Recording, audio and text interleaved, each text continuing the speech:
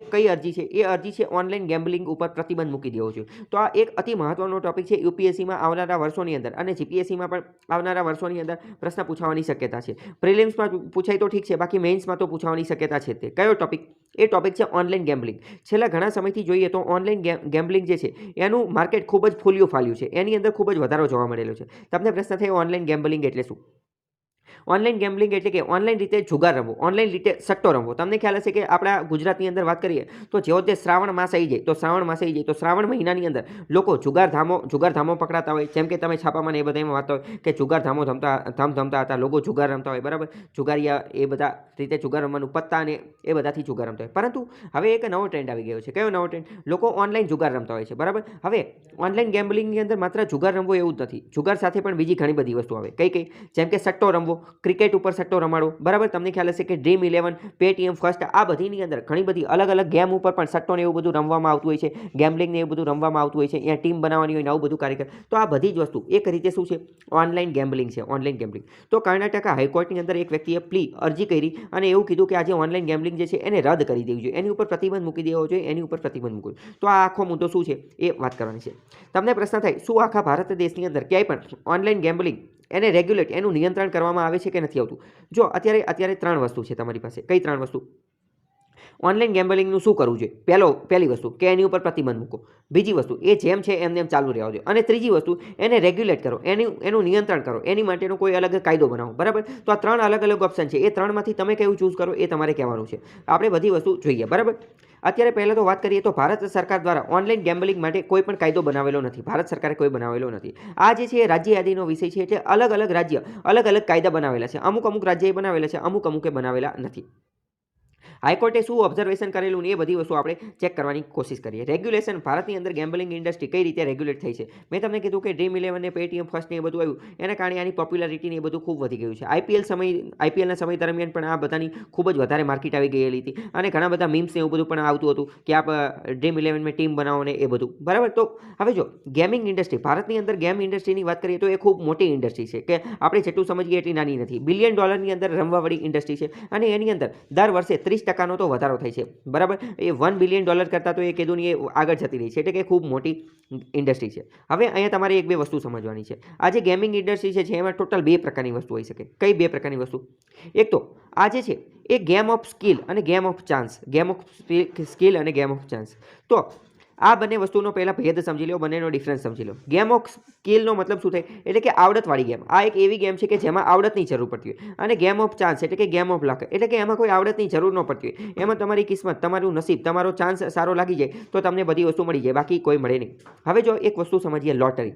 Lottery શું છે? તો લોટરીની અંદર કેવું હોય કે આપણે ટિકિટ લઈ લેવાની હોય. ટિકિટ લઈ અને આપણો જો નંબર લાગે તો આપણને ઇનામ મળે, બાકી કંઈ મળે નહીં, બરાબર. લોટરીની ટિકિટ ખરીદવાની અને એમાં જો આપણો નંબર લાગે, આપણી ટિકિટ જો જીતી જાય તો આપણને ઇનામ મળે, બાકી મળે નહીં.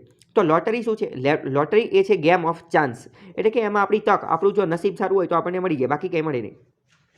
હવે ગેમ ઓફ સ્કિલ શું છે એ જોઈએ. તો ગેમ ઓફ સ્કિલ જે છે, આપણે એક રીતે વાત કરીએ કે ડ્રીમ 11માં જે ટીમ બનાવવાની હોય, બરાબર. ડ્રીમ 11માં પેટીએમ ફર્સ્ટમાં કોઈ પણની અંદર ક્રિકેટ માટેની ટીમ બનાવવાની હોય તો એને એક રીતે ગેમ ઓફ સ્કિલ કહી શકાય. કઈ રીતે ગેમ ઓફ સ્કિલ કહી શકાય? કારણ કે જો એની અંદર બધા ખેલાડી હોય એ આપણે પસંદ કરવાના હોય તો આપણને પહેલાં ખેલાડીનું બેકગ્રાઉન્ડ ખબર હોવી જોઈએ કે આ ખેલાડી કેવું રમે છે, કઈ રીતે રમે છે. પછી આ ગેમ જે છે એ કયા મેદાન ઉપર રમવાની છે એ ખબર હોય છે, એ કઈ પીચ ઉપર રમવાની છે એ ખબર. આ પીચ જે છે એ બોલિંગ પીચ છે કે બેટિંગ પીચ છે એ ખ્યાલ હોવો જોઈએ. આ ખેલાડી એ પીચ ઉપર કેવું ચાલે છે એ ખબર હોય છે. આની અંદર એવરેજ સ્કોર કેવો રહેવાનો છે એ ખબર હોય છે. ભૂતકાળમાં આની ઉપર જેટલી મેચ રમાયેલી હતી એમાં કોણ જીતેલું હતું, કયો ખેલાડી સારું રમેલો હતો, કયા બોલરે સારી બોલિંગ કરેલી હતી, કયા વિકેટ કપેરે સારી, તો આ બધી વસ્તુ ખબર હોય છે. તો એને એક રીતે આપણે સ્કિલ બેઝડ એટલે કે સ્કિલ આવડતના આધારની ગેમ કહી શકીએ છીએ. બાકી જે મેં તમને કીધું કે લોટરી, એની અંદર તો કોઈ પણ પ્રકારની વસ્તુ, કોઈ પણ પ્રકારની સ્કિલ, આવડતની કંઈ જરૂર નથી. એમાં તો હવે જે ટિકિટ મળે એ લઈ લેવાની, બરાબર. તો બે અલગ અલગ પ્રકારની વસ્તુ છે. શું કે એક સ્કિલવાળી ગેમ અને એક ચાન્સવાળી અથવા તો નસીબવાળી ગેમ. તો જો સ્કિલવાળી ગેમ જે છે એ એક રીતે સારું કહેવાય કે બરાબર, હા, એને એક રીતે પ્રતિબંધ મૂકી શકાય નહીં. કારણ કે જો સ્કિલવાળી હોય તો એમાં તો આવડતનો ઉપયોગ થઈ છે તો એની ઉપર ક્યારેય પ્રતિબંધ મૂકી શકાય નહીં.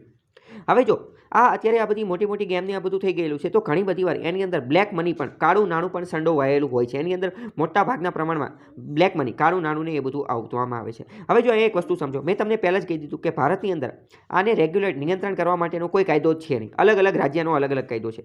પરંતુ જો આખી ઇન્ડસ્ટ્રી, ગેમિંગ ઇન્ડસ્ટ્રી, ગેમ્બલિંગ ઇન્ડસ્ટ્રીને જો રેગ્યુલેટ કરવામાં આવે, નિયંત્રણ કરવામાં આવે, એની લેજિસ્લાઇઝ કરવામાં આવે, જો એનો અલગ કાયદો બનાવવામાં આવે, તો સરકારને ઘણું મોટું રેવન્યુ મળી શકે છે. એની ઉપર ટેક્સ કર નાખવામાં આવે તો ઘણો મોટો રેવન્યુ, ઘણી મોટી આવક થઈ શકે છે. વાત કરીએ કે આ ગેમ્બલિંગ ઇન્ડસ્ટ્રીનું લીગલ સ્ટેટસ એટલે કે કાયદાકીય ધોરણે અને જ્યુરિસ્ડિક્શન, ન્યાયતંત્રની દ્રષ્ટિએ આનો કયો મુદ્દો છે, એટલે કે કોઈ રાજ્યે આના વિશે કોઈ કાયદો બનાવેલો છે, ન્યાયતંત્રએ આના વિશે શું કીધેલું છે, અલગ અલગ જ્યુરિસ્ડિક્શન શું છે, એ બધી વાત કરીએ.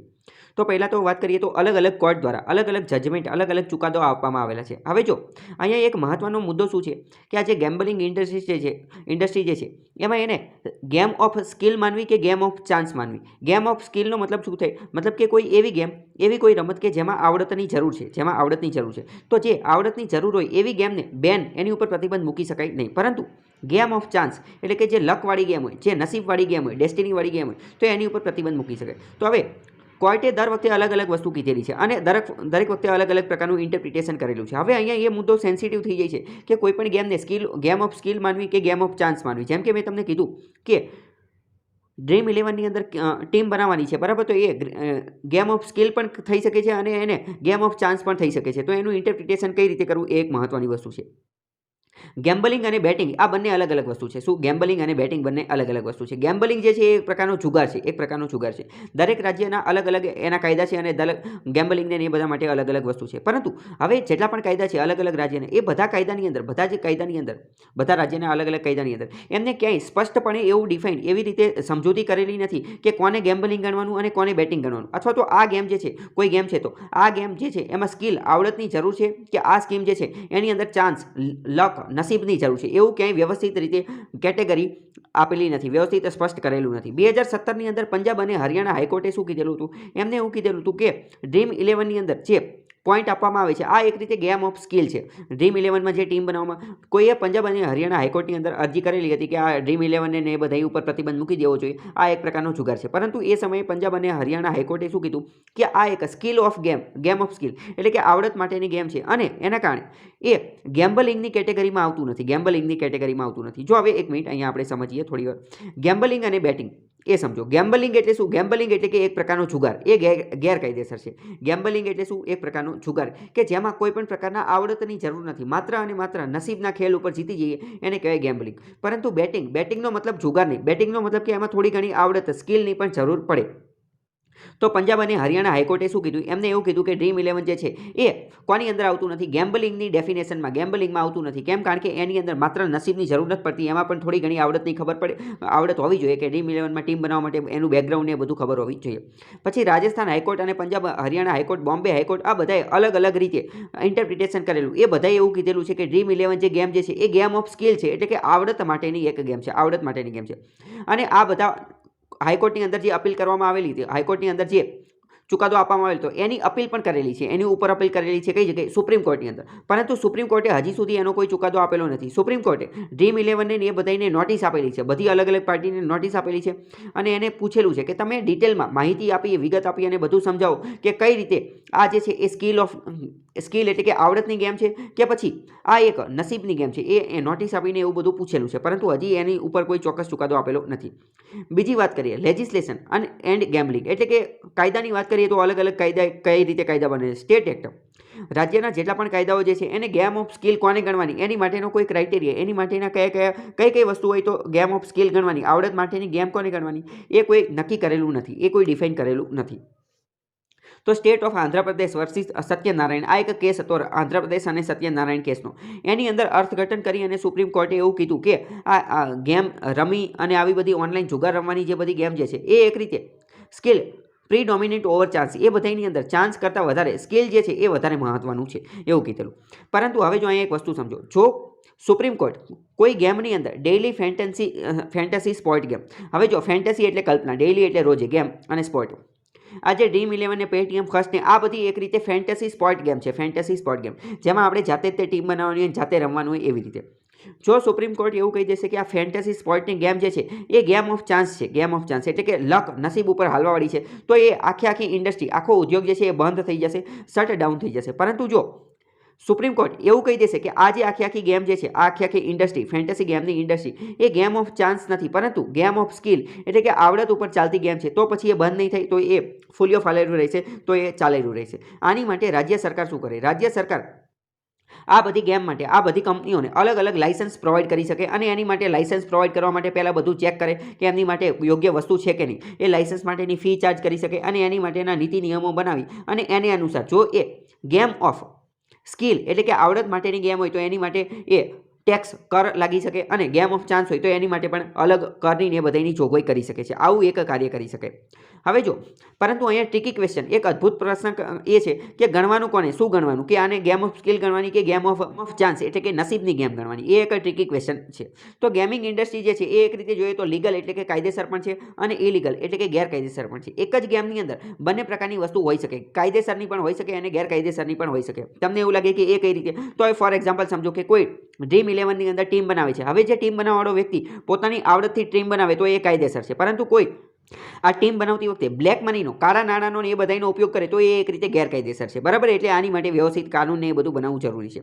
હવે જો ભારતની અંદર વાત કરીએ તો ઘોડે સવારી ઉપર જે બેટિંગ કરવામાં આવે છે, ઘોડે સવારી ઉપર જે પૈસા સટ્ટો રમવામાં આવે છે એને રેગ્યુલેટ, એને નિયંત્રિત કરવામાં આવે છે. પછી કસિનો એટલે કે જે જુગાર ધામો હોય, જુગાર રમવા માટે અલગ જ જગ્યા બનાવેલી હોય, કસિનો એને કહેવાય. તો સિક્કિમની અંદર અને ગોવાની અંદર આ જુગાર ધામો જે છે કસિનો એને રેગ્યુલેટ, એનું નિયંત્રણ કરવામાં આવે છે. પછી game of skill are also regulated, અમુક રાજ્યની અંદર એને નિયંત્રિત કરવામાં આવે છે, જેમ કે નાગાલેન્ડની અંદર આ બધાને નિયંત્રિત કરવામાં આવે છે. KPMG જે સંસ્થા જે છે એના દ્વારા એવું કહેવાનું થાય છે કે ભારતની અંદર ગેમિંગ ઇન્ડસ્ટ્રી $150 બિલિયન છે, એટલે કે ઘણી બધી વધારે છે. હવે વાત કરીએ કે વિદેશની અંદર ગેમ્બલિંગને લઈ અને કેવા નિયમો છે. તો વિદેશની અંદર વાત કરીએ તો વિદેશની અંદર એબ્રોડની અંદર ગેમ્બલિંગ ઇન્ડસ્ટ્રીને ખૂબ જ વ્યવસ્થિત રીતે રેગ્યુલેટ, નિયંત્રણ કરવામાં આવે છે અને એની માટે અલગ અલગ લાઇસન્સ આપવામાં આવે છે. જો કોઈ ગેમ્બલિંગ ઇન્ડસ્ટ્રીમાં આવવું હોય તો પહેલાં લાઇસન્સ લેવું પડે અને એના કારણે એમને ઘણો બધો ટેક્સ પણ મળે છે. ઉદાહરણ લઈએ યુકે, યુનાઇટેડ કિંગડમનું ઉદાહરણ લઈએ અને ઘણા બધા યુરોપિયન કન્ટ્રીની અંદર પણ, યુરોપિયન દેશોની અંદર પણ શું આની માટે લાઇસન્સ લેવું જરૂરી છે અને એના આધારે આ સ્ટ્રોંગ મિકેનિઝમ મોનિટર કરવા માટેનું એ બધાનું કરવામાં આવે છે, બરાબર. જો હવે એક વસ્તુ સમજો, ગમે ત્યારે તમારે આવા પ્રશ્નનો જવાબ આપવો હોય કે આને રેગ્યુલેટ કરવું જોઈએ, શું આને પ્રતિબંધ મૂકી દેવો જોઈએ કે અત્યારે જેમ છે એમને એમ ચાલુ રાખવું જોઈએ, તો આવા પ્રશ્નના જવાબની અંદર તમારે એવો જવાબ આપવો જોઈએ કે આનું રેગ્યુલેશન, આનું નિયંત્રણ કરવું જોઈએ. કેમ? કારણ કે જો એને સદંતર જો એને પ્રોહિબિટ, એની ઉપર પ્રતિબંધ મૂકી દેવામાં આવશે તો એનું બ્લેક માર્કેટ ચાલુ થઈ જશે, બરાબર. જો એની ઉપર સદંતર પ્રતિબંધ મૂકવામાં આવશે, જેમ કે ગુજરાતની અંદર વાત કરીએ તો ગુજરાતની અંદર દારૂબંધી છે, બરાબર. તમને ખ્યાલ જ હશે દારૂબંધી, પરંતુ દારૂનું અત્યારે તમને ખ્યાલ જ હશે બ્લેક માર્કેટિંગ ચાલુ છે. ઓલરેડી ગુજરાતની અંદર ઘણી બધી જગ્યાએ દારૂ મળે જ છે બ્લેક માર્કેટિંગ રીતે. એટલે કોઈ પણ વસ્તુ ઉપર સદંતર બંધ મૂકવો જોઈએ નહીં, પ્રતિબંધ મૂકવો જોઈએ નહીં, પરંતુ એનું નિયંત્રણ કરવું જોઈએ, એને લાઇસન્સ આપી અને ચાલુ રાખવી જોઈએ. તો એના કારણે સરકારને પણ થોડા ઘણા પૈસા રેવન્યુ સ્વરૂપે મળે, બરાબર. તો આવું કંઈક કરવું જોઈએ. અને બીજું અહીંયા આનો એક બીજો બેનિફિટ જોઈએ તો એ પણ છે, જો સરકાર આને નિયંત્રિત કરી નાખે તો આના અંતર્ગત ઘણા બધા લોકોને રોજગારી પણ મળી શકે છે. જો ગેમિંગ માટેની જેટલી વેબસાઇટ છે, એપ છે, તો એમાં નવું ઇનોવેશન આવી શકે અને એમાં પણ ઘણા બધા લોકોને રોજગારી અને એ બધું મળી શકે. યુકેની અંદર આ જે ગેમ્બલિંગ ઇન્ડસ્ટ્રીને એ બધાને જે રેગ્યુલેટ, નિયંત્રણ કરવા માટેનો કાયદો કયો છે તો 2005માં બનાવવામાં આવેલો હતો ગેમ્બલિંગ એક્ટ. એના વિશે તમને ખ્યાલ હોવો જોઈએ. એની અંદર એમને અલગ અલગ કેટેગરી બનાવેલી છે, ગેમની અલગ અલગ કેટેગરી બનાવી, મતલબ કે સ્કિલવાળી ગેમ કઈ છે, પછી એક્શનવાળી ગેમ કઈ છે, એટલે કે નસીબવાળી ગેમ કઈ છે, તો અલગ અલગ કેટેગરીની અંદર એને મૂકવામાં આવે છે અને એના આધારે એની લાઇસન્સને એ બધું આપવામાં આવે છે અને એના આધારે ટેક્સને એ બધું લેવામાં આવે છે. સ્કિલ અને ચાન્સના આધારે એનું નિયંત્રણ કરેલું છે. ભારતની અંદર વાત કરીએ તો ભારતની અંદર આ ગેમ માટે કોઈ પિનલ મેજર એટલે કે કોઈ સજાની કે એની કોઈ જોગવાઈ પણ નથી. વાત કરીએ કે કન્ઝ્યુમર પ્રોટેક્શન મિનિસ્ટ્રી દ્વારા આ જે ગેમિંગ ઇન્ડસ્ટ્રી જે છે, ગેમ્બલિંગ ઇન્ડસ્ટ્રી, એની જાહેરાત, એની એડવર્ટાઇઝ આપવા માટે અલગ અલગ પ્રકારની ગાઈડલાઈન નક્કી કરવામાં આવેલી છે, પરંતુ બીજો કોઈ એટલું બધું વધારે છે નહીં. એડવર્ટાઇઝની અંદર જો ઘણી બધી વાર એડવર્ટાઇઝમાં એવું બતાવવામાં આવતું હોય છે કે હું આખો દિવસ ડ્રીમ 11 રમું છું, દિવસ રાત રમું છું અને એના કારણે મારી સામાજિક અને નાણાકીય જરૂરિયાત જે છે એ બધી પૂરી થાય છે. તો આ બધી વસ્તુ પણ ખબર હોય છે. હવે જો અહીંયા એક એ પણ મહત્વનો પ્રશ્ન ઊભો થાય છે કે ગેમિંગ ઇન્ડસ્ટ્રીની અંદર આ ડ્રીમ 11 ને પેટીએમ, ફર્સ્ટ એ બધાની અંદર જે પૈસા વાપરવામાં આવે છે, શું આ બધા જે પૈસા જે છે એ એની ઉપર કોઈ કેપ રાખવી જોઈએ, એટલે કે વધુમાં વધુ આટલા 1000 રૂપિયા જ વાપરવાના અથવા વધુમાં વધુ 5000, તો એ કેપ રાખવી જોઈએ કે નહીં, એ પણ એક મહત્વનો પ્રશ્ન છે. હવે જો અહીંયા તમે એક વસ્તુ સમજો કે આ પેટીએમને, આ જે ડ્રીમ 11 ને એ બધાની અંદર કોઈ વ્યક્તિ એક દિવસના 100-200 રૂપિયા વાપરતો હોય, 100-200 રૂપિયાની ગેમ રમતો હોય, 100-200 રૂપિયાનું આ જુગાર રમતો હોય, તો એ યોગ્ય વાત છે, બરાબર. તો કંઈ મોટી વસ્તુ નથી. પરંતુ તમને ખ્યાલ હશે કે ડ્રીમ ઇલેવનને આ બધા જે છે એની અંદર મોટા મોટા સટ્ટા પણ રમાતા હોય છે. કેવા મોટા મોટા? અમુક 5,000-5,000ના 10,000-10,000ના લાખ રૂપિયાનો જે છે ગેમ એ પણ રમવામાં આવતી હોય છે. એટલે આની ઉપરથી આપણે એવું પણ કહી શકીએ કે જ્યારે કોઈ વ્યક્તિ 5, 10, 15, 20,000 રૂપિયા લગાવતો હોય તો એને ઘણી ઘણી ખબર પડતી હોય અને એ કરોડો રૂપિયા એમાં જીતતો હોય છે. તો આનું નિયંત્રણ કરવું ખૂબ જ જરૂરી છે, કારણ કે હવે આ 100-200 રૂપિયાની વાત નથી, પરંતુ લાખો કરોડોમાં વાત જતી રહી છે એના કારણે. અને અહીંયા વાત કરીએ તો આની ઉપર જીએસટી અને ઇન્કમ ટેક્સ પણ લાગવો જોઈએ. જીએસટી અને ઇન્કમ ટેક્સ પણ લાગવો જોઈએ. જો અહીંયા બીજો આર્ટિકલ જે છે એ પણ એની સાથે સંબંધિત છે. આ બીજો આર્ટિકલ કે લોટરી, ગેમ્બલિંગ, બેટિંગ આ બધી જે છે એ જીએસટી ગુડ્સ એન્ડ સર્વિસ ટેક્સના અંતર્ગત આવે છે. સુપ્રીમ કોર્ટે એવું કહી દીધેલું છે કે આના અંતર્ગત જે પૈસા પ્રાપ્ત થાય એનો પણ જીએસટી, એની ઉપર પણ જીએસટી ભરવો જોઈએ. જીએસટીની જે ડેફિનેશન, જીએસટી એક્ટ જે છે 2017નો, એની ડેફિનેશનની અંદર ગુડ્સ શબ્દ સેક્શન 252, સેક્શન 252ની અંદર ગુડ્સ શબ્દની જે ડેફિનેશન, એની જે વ્યાખ્યા જે છે એની અંદર આ બધી વસ્તુ આવે છે. કઈ? તો કે લોટરી, બેટિંગ અને ગેમ્બલિંગ આ બધી વસ્તુ ઉપર પણ જીએસટી લાગી શકે છે, કારણ કે એની વિશે પણ આર્ટિકલ આવેલો જ છે. તો આ તમને ખ્યાલ હોવો જોઈએ. ગેમ્બલિંગ બાબતે જેટલું હતું એ બધું જોઈ લીધું છે.